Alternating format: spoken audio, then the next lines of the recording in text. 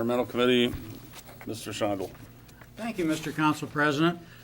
Approximately a year ago, the Environmental Committee began efforts to have Lorain County Metropolitan Park District address the severe loss of understory in the forest and to meet the terms of the original agreement that they had with the city that was signed September 23rd, 2007. We did receive the Natural Resource Management Plan in April of this year, but it was more of a comprehensive report of the existing conditions than a plan of action to solve the problem. Since then, the Environmental Committee has had no success in obtaining the assurances from the Park District Board that they plan to take any future action to restore the understory. Without dramatic and immediate action, according to numerous forestry and botany experts, the Koff family reservation will be no more in 50 years. I intend to ask for emergency passage with suspension of council rules that require 3 readings at next Monday's regular council meeting so that the resolution can be in the hands of Lorain County Metropolitan Park Board in time for their next meeting, which is scheduled for Thursday, November 16, 2017. And the resolution has the support of the mayor. The administration has fully negotiated a lease for the old theater in the Arsdale shopping complex for the city to occupy and use for recreational purposes. I think it's a great win for the Arsdale shopping center as well for the city. It's taken a lot of effort and work by the administration, including Mr. Pinchek, Mr. Reitz, Mr. Esborn, Mr. Lieberman, Mr. Graves, the mayor, other members of council. But this is a good win for the city. It's going to provide lots of opportunities for our residents to have additional recreation opportunities, yoga and pickleball and meetings and other aspects like that. The lease is fair. It's well drafted. It puts us in there for a couple of years at minimum with some opportunities for additional options to extend the lease. Next item, Mr. James. Thank you. The next item are food truck license fees. The city recently passed legislation requiring food trucks in order for them to serve within the city to obtain a license. The Public Service Committee, in its capacity as governor of the city fee list, considered appropriate fees for the food truck licenses, and upon recommendation by the administration, the committee accepted the recommendation of $25 for a single event and $60 for multiple events. A discussion that took place at the Safety Committee meeting regarding the firing range noise that has been an issue for residents, mainly in the Ward 2, Ward 3 areas of town, that they're able to hear the City of Avon's Police Department's firing range.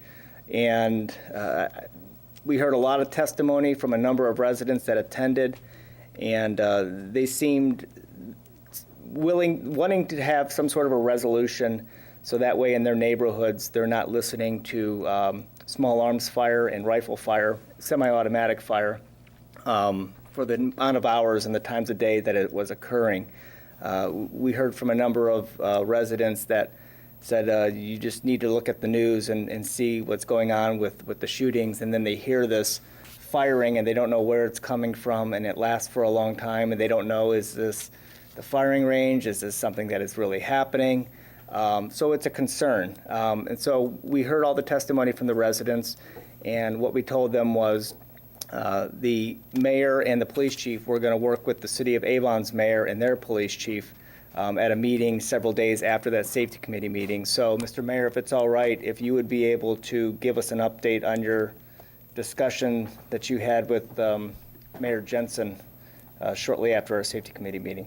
Mayor. Thank you. I'd be glad to, Mr. Koss. I have had additional discussions with our chief of police, and we're still in the process of arranging a meeting to have a conversation with Mayor Jensen and the chief of police of the city of Avon. Again, the things going on in the country create a situation where this rapid fire that people hear at different times of night, as you said, or during early mornings is very unsettling. Several people who have talked to me are not opposed to police officers practicing and honing their skills.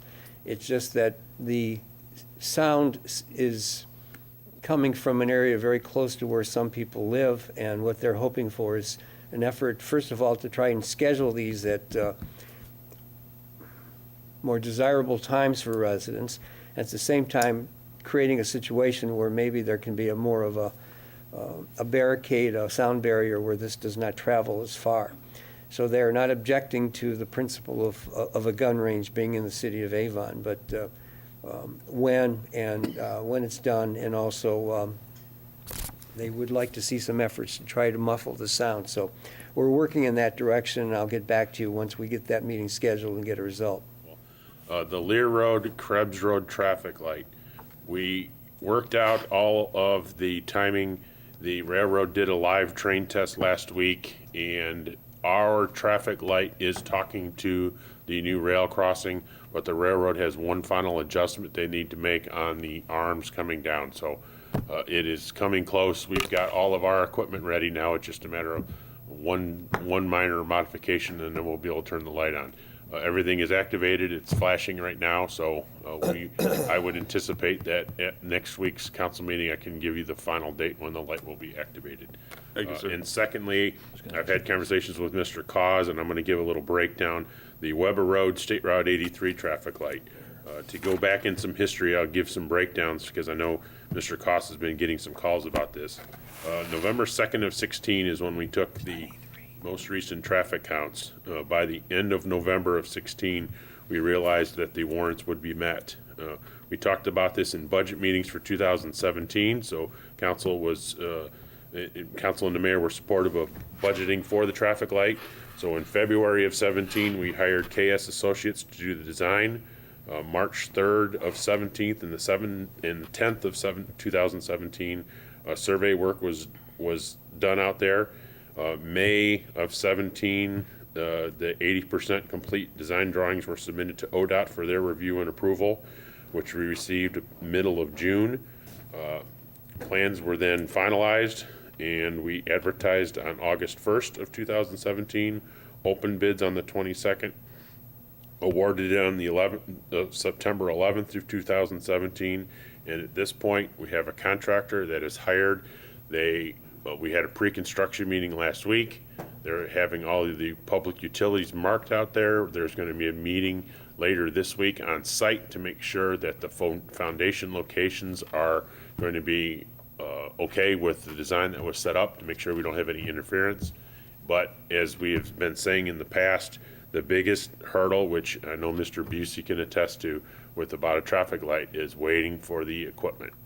Waiting for the mast arms and so forth to be put into place. So we were told that the earliest they will be out to do the foundation work is December, and with anticipated delivery sometime in February for the actual equipment. So I know the people in that area have been very anxious to see this happen. We are in process. This was budgeted for 2017, but right now we are at the mercy of delivery of the traffic signal poles. So my stress to them at the pre-construction meeting was that I did not want this to go on any longer, so I need them to get the foundations put in before the ground freezes, so that as soon as the equipment comes, they can install it. So I'm pushing them. They are aware that I'm pushing them as fast as we possibly can. But right now we're at the mercy of delivery of the poles. So I will inform you any updates, but I would anticipate we don't have any problems once they